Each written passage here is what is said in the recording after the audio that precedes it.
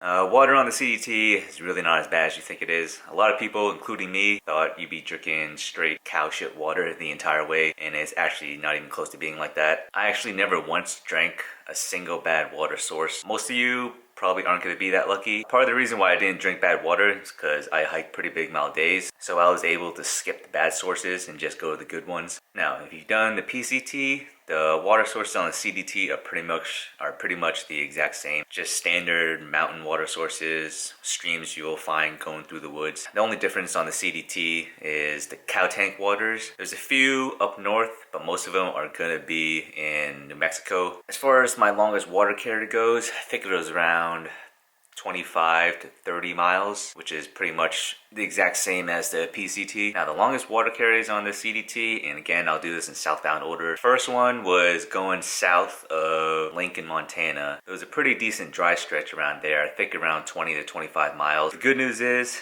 that there's a water cache that's pretty regularly maintained by the locals. You want to do your research on this before you head in there. Never count on water caches because that's just a bad idea. I ran up on one of these caches and there was only less than 1 gallon of water left. I think about 14 miles later, I ran into the people who ran the caches and they had just restocked it. So that was pretty sweet. I got lucky there. All right, I'm here at Stemple Pass and I came up on the people that actually managed this water cache just right as they were refilling it with, 15 gallons of water, which is pretty great because this is a pretty dry stretch that I've been doing the last couple days. So I'm taking a couple liters of water with me. The second one was heading southbound towards Leadore. On Guthook, you're gonna see something like a 50-mile waterless carry. That's definitely not the case. Every water source is not listed on Guthook. All right, I'm about a little over 10 miles into the day right now, exactly 10 o'clock. And according to Guthook, this is gonna be my last water source for like 50 miles, but I'm pretty sure there are other ones, so I'm gonna check on that. What actually ended up happening was there was a 14-mile stretch with no water, and then after that 14 miles, I had to walk about a quarter mile off trail to get water. All right, so I'm here at the water source about 6.5 miles from that last one. It's about a quarter mile off the trail downhill, but it's worth it to not have to carry that much water for that last section. Apparently my next water will be about 18 miles, so I'll chug some here, fill up 3 liters, and head off. After that, it was another 14-mile stretch. And after that 14-mile stretch, again, I had to walk about a quarter mile off trail to get more water. And then that was it. All right, I found it, thank God. It's 8:59 right now. I just walked down the dirt road over here, and I just stopped and heard some water, and here it is. Next one for me was the Basin in southern Wyoming. You've probably already heard of this if you've done any research on the CDT. If you're going southbound, that's pretty much going to be your first little taste of the desert. I think there were a couple 20-mile carries through there. I'm not going to lie though, again, I got lucky because I ran into a water cache. So I think I took 1 or 1.5 liters from there. Some trail magic, I guess. There's no more Gatorade left, I don't really care about that. There's a couple, 1, 2, 3, but 3 gallons of water left. But if I didn't have that water cache, there was a pond that was a little further south, like a mile or so. It did look kind of nasty, but water is water. All of Colorado, there's pretty much going to be water everywhere, as you can assume. So that's really not an issue in that state. Now, once you get to New Mexico, all of New Mexico, you really got to pay attention to the water.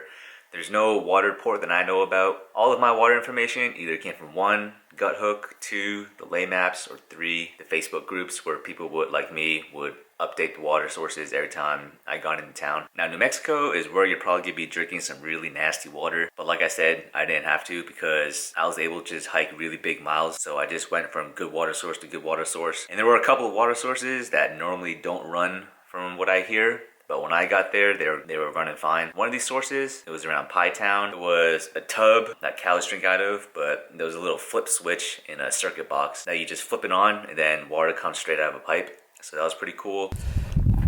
All right, just got to this cool water source here.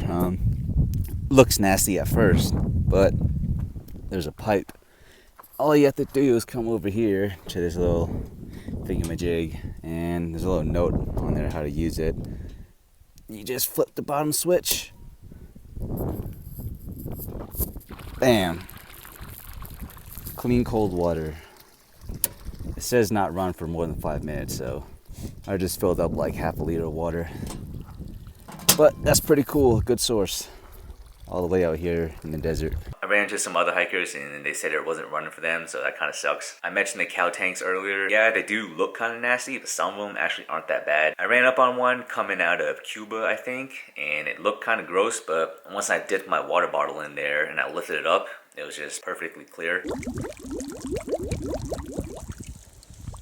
Alright.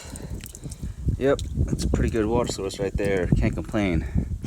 Being in the desert and everything.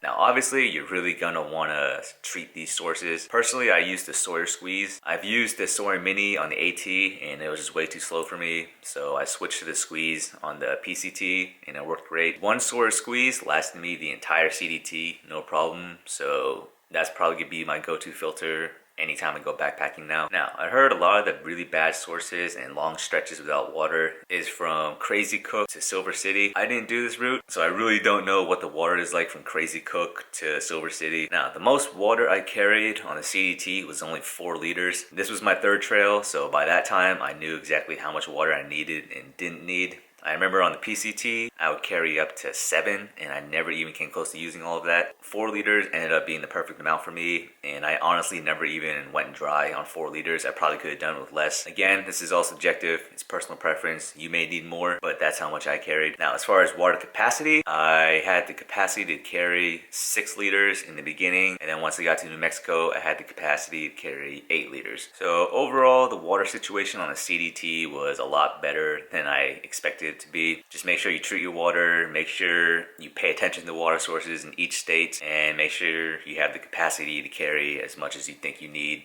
plus maybe 1 or 2 liters.